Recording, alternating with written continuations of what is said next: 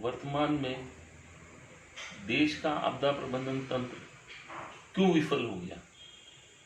आज भारत सरकार corona virus की आपदा से लड़ने में विफल क्यों हो गई, क्या कारण है? क्या किसी भी जिम्मेदार व्यक्ति ने उन कारणों को खोजने की कोशिश की? नहीं। उसका मुख्य कारण ये है कि देश में जो आपदा प्रबंधन तंत्र संचालित किया जा रहा है उनमें सामंजस्यता, समन्वयता का अभाव है। यहाँ पर एक अथॉरिटी बनाई गई है भारत में, उसका नाम है नेशनल डिजास्टर मैनेजमेंट अथॉरिटी। साथ ही साथ नेशनल डिजास्टर मैनेजमेंट अथॉरिटी अपनी जो भी दिशा निर्देश बनाती है, जो भी गाइडलाइंस बनाती है, वो भारत के केंद्रीय गृह मंत्रालय के अधीन गठित नेशनल एग्जीक्यूटिव कमेटी को सबमिट करती है। और नेशनल एग्जीक्यूटिव कमेटी जो है वो केंद्रीय गृह मंत्रालय के अधीन ही है। वो केंद्रीय गृह मंत्रालय को निर्देशित करती है कि वो उस गाइडलाइंस का पालन करवाए पूरे देश में। आज तीनों के बीच में समन्वय का अभाव है। तीनों ही संस्थाएं, दो तो संस्थाएं हैं और एक मंत्रालय है, इन तीनों ने मिलकर भारत के अंदर जो कानून बना हुआ है, आपदा प्रबंधन कानून 2005, उसकी सरेराह धज्जियां उड़ा दी और देश को विफलता की ओर धकेला तथा जनाघात जो होंगे, भविष्य की जो जनाघात होंगी, उसके जिम्मेदार भी स्वयं बनते जा रहे हैं।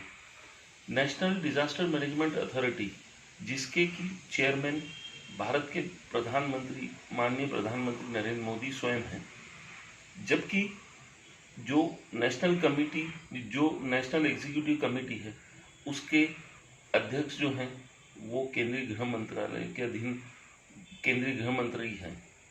जब ये दोनों विभाग, दोनों एक अथॉरिटी है और एक विभाग है, जब ये दोनों में सामंजस्यता नहीं है तो केंद्रीय गृह मंत्रालय और केंद्रीय गृह मंत्री को मजबूरीवश असफल नीतियों को आदेश जारी करना पड़ा और जो भी आदेश जारी हुए वो सब असफल गाइडलाइंस का परिणाम है।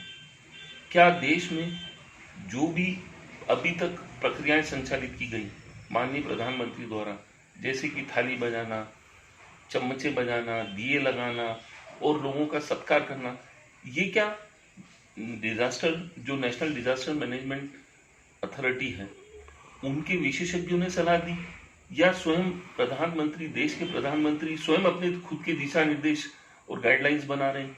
यहाँ पर जिम्मेदार, जो भी जिम्मेदार व्यक्ति हैं, उन्होंने अपनी जिम्मेदारी का निर्वाह पालन नहीं किया। यहाँ पर सबसे बड़ी विडंबना है कि जो सदस्य हैं, जितने सदस्य होने चाहिए थे, आज सदस्य नहीं है।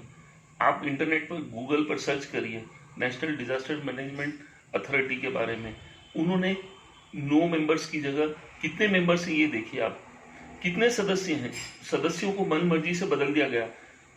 यहाँ पर तो सबसे बड़ी चिंता का विषय है, जब कोरोना वायरस की चेतावनी मिल गई थी उसके बाद उन्होंने सदस्यों को ही बदल डाला। ऐसा क्यों? क्या उनकी मन मर्जी के सदस्य लाए जाना था? लेकिन यहाँ पर तो वो आदेश जिस तरीके से आ रहे हैं गाइडलाइंस के, वो नेशनल एग्जीक्यूटिव कमेटी जो है वो भारत के समस्त मंत्रालयों को समाहित ही नहीं करती है, जबकि कोरोना वायरस पूरे देश को प्रभावित कर रहा है, पूरे देश के मंत्रालय को प्रभावित कर रहा है। तो नेशनल एग्जीक्यूटिव कमेटी में देश के सभी मंत्रालय भी नहीं है और उसका परिणाम है कि जो दिशा निर्देश जारी होने थे वो सब असंवैधानिक हो गए। कोई जिम्मेदारी उत्तरदायित्व लेने को तैयार नहीं है, सब एक दूसरे पर ढोला जा रहा है। जो सबसे बड़ी विडंबना ये है कि जो देश है उसमें कानून बना हुआ है, आपदा कानून 2005, उसमें कोई भी किसी भी प्रकार का क्रियान्वयन प्रक्रिया को संचालित करना है तो नोटिफिकेशन प्रक्रिया को संचालित करना होता है। लेकिन देश के जिम्मेदार या राष्ट्रपति, उन्होंने नोटिफिकेशन प्रक्रिया पर प्रश्न भी नहीं खड़ा किया। ऐसा क्यों? क्या आदेश पर आदेश जारी होते हैं? नेशनल अथॉरिटी जो है, डिजास्टर मैनेजमेंट अथॉरिटी, वो आदेश पारित कर सकती है।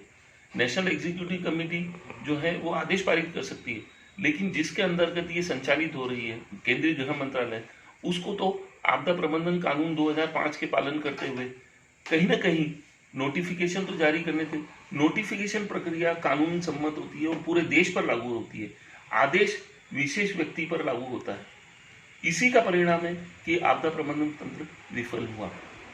आज जो ग्लोबल स्तर पर, विश्व स्तर पर जो कंसोर्टियम बना हुआ है भारत में, वो अथॉरिटी से पहले बना हुआ है। 2003 में ग्लोबल कंसोर्टियम बना और अथॉरिटी बनी 2006 में कानून बनने के बाद। तो जिसने पहले कानून बनवाया वो, उसको ज़्यादा जानकारी है और वो कंसोर्टियम के सदस्य आज या उनके सुझाव, उनके विशेषज्ञों के सलाह सुझाव अमान्य किए जा रहे हैं।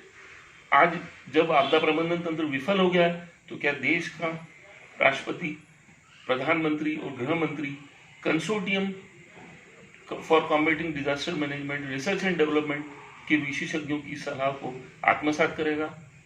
यदि नहीं तो जितने भी व्यक्ति मर रहे हैं इस कोरोना वायरस की लड़ाई में, वो सब जिम्मेदार उन पर डालना चाहिए। आज देश की सुप्रीम कोर्ट भी चुप्पी साधे हुए। देश की सुप्रीम कोर्ट क्यों नहीं नोटिफिकेशन को देखती है?